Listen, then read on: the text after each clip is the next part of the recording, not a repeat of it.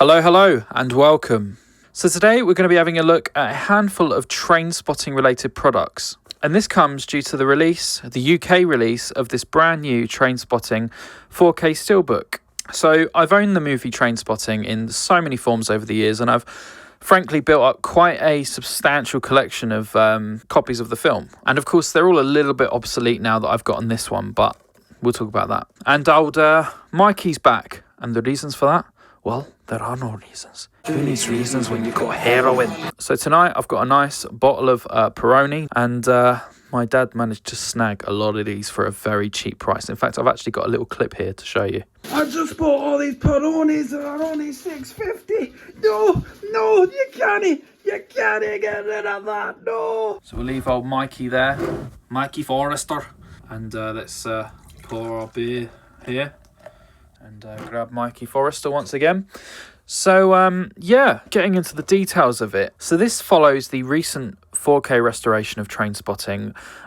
They got it out in America about a year ago, I want to say. I think it was issued on the Criterion Collection, and it was a brand new 4K restoration of the classic movie. Yeah, I even thought about importing it, but my friend Matt, who is a bit of a 4K wizard, he kind of said, it's going to come out in the UK eventually. I mean, it's one of the greatest UK movies of all time. There's no way that the Americans are just going to get the 4K. So this is the exact same transfer as that. It's come out a little bit later, and it's been issued on 4K by Spirit Media. Now, Spirit Media were the company that also issued the Jerry Anderson series that I purchased recently. So I think Spirit are a company that kind of reissue things that have already been restored, and then they will do like the repressing, I suppose, because those Jerry Anderson ones were originally done by Network, I think. So yeah, obviously Spirit Entertainment have obviously just purchased the rights to the new transferred and then distributed it over here in the UK, giving it brand new artwork and packaging. So if we're looking at this more closely, this is probably one of my favourite bits of physical media in my entire collection now. It's absolutely gorgeous.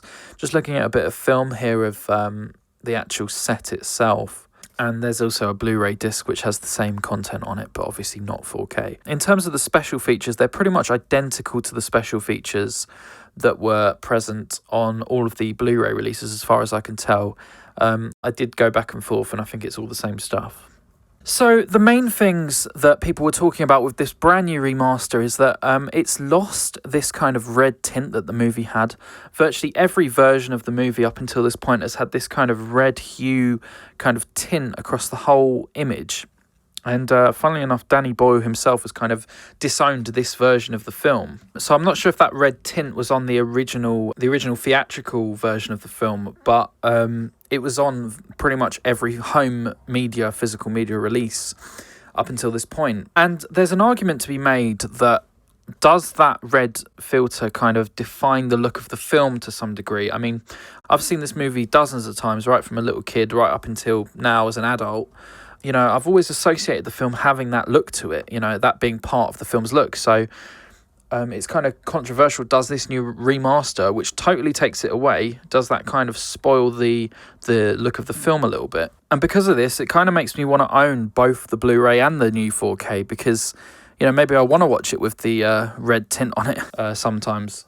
So how does this new restoration look? Well, I watched it on my brother's Xbox on our big 4K television, and I gotta say, it is absolutely stunning to look at. It really is a feast for the eyes. There were a couple of parts where I really noticed a difference, and I really thought it brought out a lot of details that wouldn't have been particularly noticeable before. So the bit where it shows the video shop where Tommy and his girlfriend go to attempt to try and get what they think is the naughty videotape back that they think that they accidentally returned. The bit where you see the video shop, I thought that looked really good. The colours on the signage stood out to me. It revealed a lot of colour that I hadn't noticed before. And the bit where they're in the club, the bit before he meets Diane, there are these huge taxi driver murals. So there's this big large image of Jodie Foster and Robert De Niro on the wall, these big large images, and I thought they looked great as well. I think the main fault with it is that it looked less like Trainspotting or less than what we've come to know Trainspotting to look like,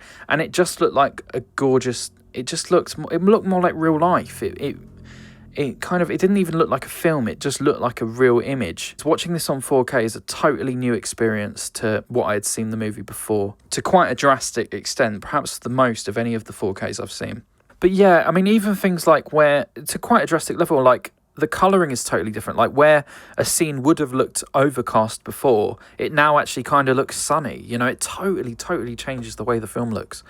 And personally, I'm a massive fan of it. I think it's absolutely brilliant that they've made this movie look so authentic to the original film that it was shot on. Also, the very famous scene where he climbs down the toilet in the what is known as the worst toilet in Scotland. That place has never looked more miserable and depressing and disgusting. Like it reveals so much of how gross the place looks. I've never even, obviously it's like famously a horrible, disgusting scene, but now on this new version it takes that to a whole new level. It looks horrible. It is a very cold and windy night tonight. It's been really quite extreme weather lately, so I can hear the tip taps of rain right on the roof, and there's just this constant kind of spooky air sound coming through the window and from my loft hatch up there. Oh, it's fucking wild. Oh, look, it's moving on its own. Jesus Christ. Jesus. God. Oh my God. So yeah, like what I was saying, it's not just far sharper, it's a totally new way of watching the film. If you're a fan of this movie and you've got a 4K player in your house, it's an essential purchase, I would say. Just checking over my notes. There are a few shots that look the same, you know, there are a few shots that wouldn't notice, but there are a lot of shots where you do. Like Tommy's flat, for example, the bit where Tommy kind of goes down the wrong path and he becomes a bit of a drug addict himself, and he kind of gets burnt the worst out of all of them, sadly. And he's living in this really horrible flat. And there's a painting on the door that says, you know, AIDS junkie scum or something like that. I noticed so much detail about that set that I hadn't noticed before. You know, that popped out to me. And yeah, I mean, this is a very kind of bleak movie, and the bleak elements are a lot more vibrant on this new restoration. So if you found it depressing before, you're definitely going to find it maybe even more depressing now. I think in one of the documentaries on here, I remember them saying that Ewan McGregor, as soon as he saw the script for this movie, he wanted to play the part of Renton so badly that he actually came back a month later and he'd lost like 3 stone and he looked like an entirely different person. He looked like a drug addict. That was his commitment to wanting to play this part. Of course, he'd previously featured in Danny Boyle's classic Shallow Grave, which we watched the other day, and that's pretty much just as brilliant, actually, that one. But I've just been absolutely glued to the screen for the past week, watching this movie over and over again. Absolutely love it. In fact, if somebody was to take this movie away from me and stop me from watching, I'd probably react something like this. I need one more fucking hit! You fuck!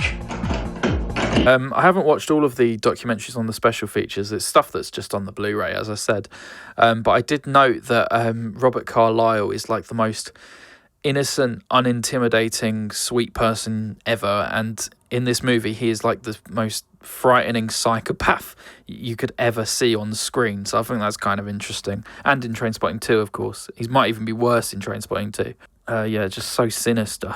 But yeah, I find it really clever how they've taken this image from the film and created this really great new artwork with it. And I love the Choose Life sign on the side of the train. It's just so fitting. It looks like it could be on that train anyway. Yeah, marvellous stuff. And I'm really getting into collecting the old steelbooks at the moment. They're like my latest obsession. I know the YouTuber Big Paulie collects a lot of these, and I've been really glued to his stuff and watching all the steelbooks that he picks up. But as I say, the quality on this is just so good. It's a feast for the eyes.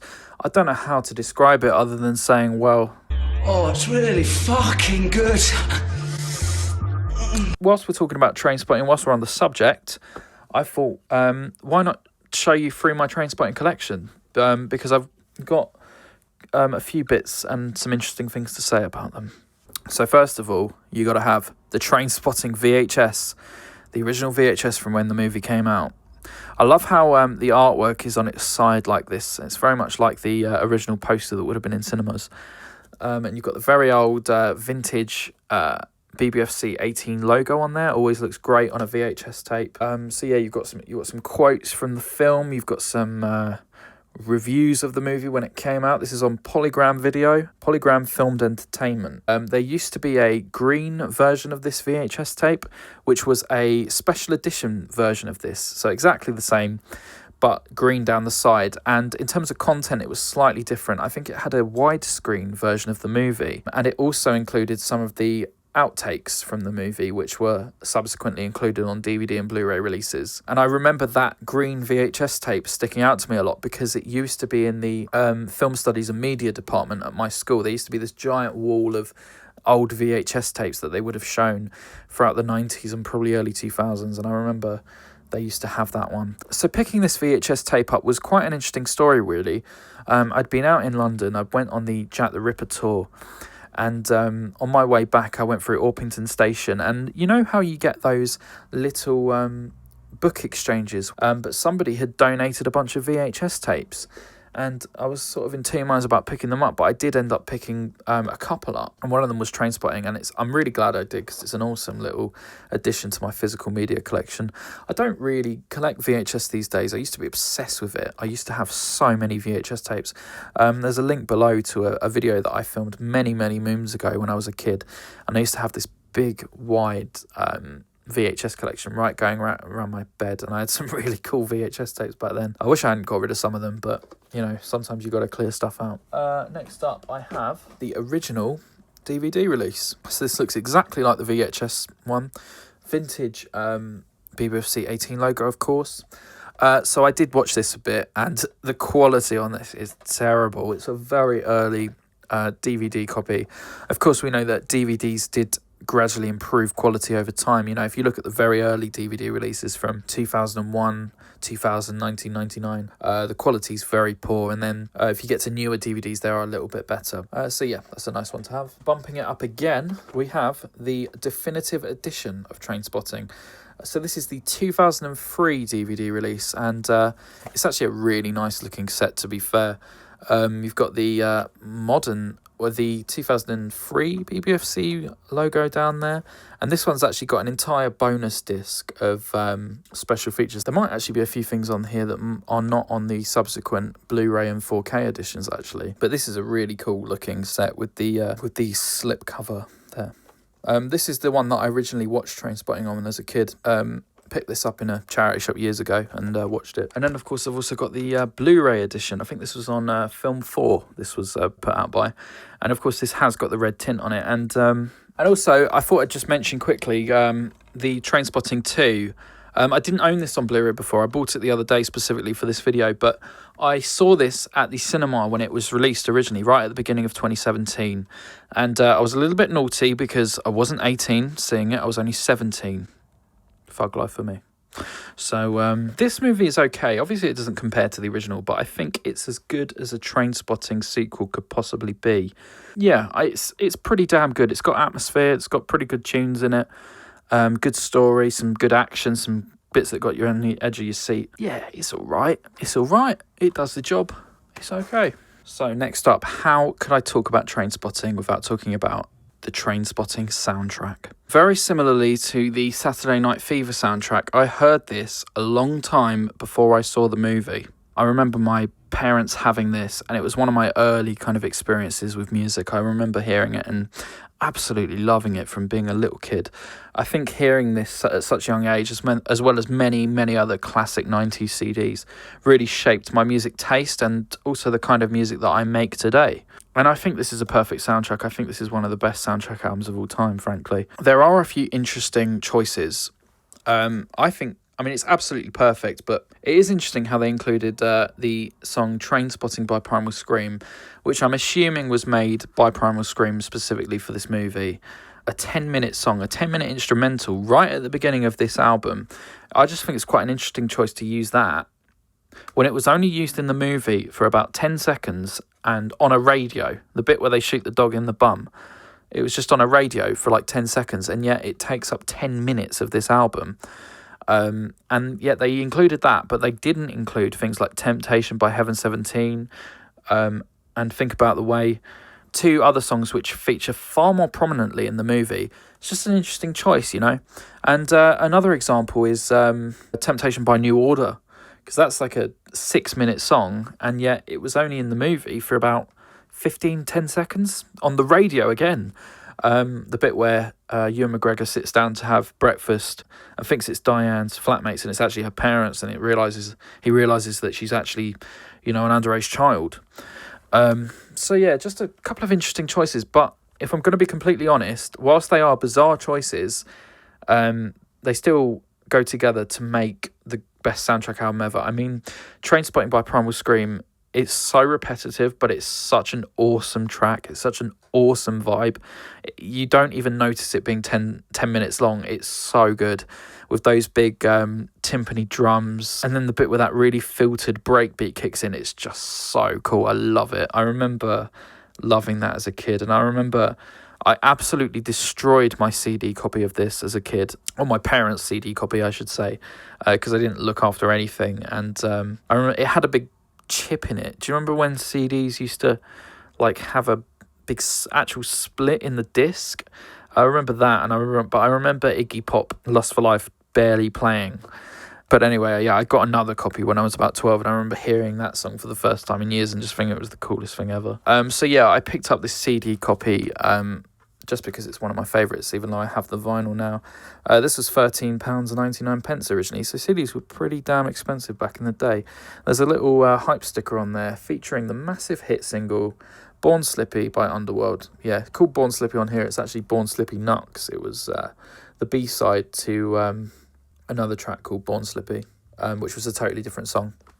But I was reading about that song recently, and it's actually a song about alcoholism, and it's actually about the negative effects of being an alcoholic, and the song was meant to portray the feeling of being very drunk, but not in a positive way, even though it ultimately became kind of a drinking anthem, ironically. And that song was, of course, used in the fantastic end scene of the film. You've also got a song written for the film by Damon Albarn, Closet Romantic. Sounds just like something off of The Great Escape, one of the greatest Blur albums. I love every song on here. I love For What You Dream Of by Bedrock, Perfect Day by Lou Reed, one of my favourite songs of all time, only reinforced by the amazing scene in this movie, the overdose scene that it was used. That was one of the finest music synchronizations I've found in a film, I think. Yeah, and Iggy Pop Nightclubbing, that song just sounds like being bloody wasted on heroin. I think David Bowie played the piano on that song, or the synthesizer maybe. So yeah, an interesting thing about the Trainspotting soundtrack is that about a year later, they ended up releasing the Trainspotting soundtrack 2. Now, I don't know if this was a response to kind of people saying that some of the essential tracks from the film weren't on the original soundtrack. I don't know, but I remember finding this in HMV and kind of having my mind blown, thinking there's another Trainspotting soundtrack. But yeah, this has other songs from the film and then other songs which are kind of go along with the vibe of the film and also may have been considered for the film. It's a decent album. It's not as good as the original, but it's still an awesome one to have nonetheless. Can't do this without talking about the vinyl copy of the Trainspotting soundtrack. You got to have this one. This is an essential vinyl. I remember getting this for my I think it was as a Christmas present a few years back, and there used to be a pressing of this. This was pressed on vinyl originally, but this is a 2016 20th anniversary pressing, and there was also one that was pressed onto orange vinyl actually, but this isn't that one, sadly. That would have been very fitting, but this is just your standard black vinyl. So yeah, that's it. I hope that this video was somewhat entertaining, and now I've got to edit all this together because, well, I'm not very good at fluently talking on camera, so I have to do a lot of editing. So yeah, take it easy, and I'll see you in the next one. Goodbye.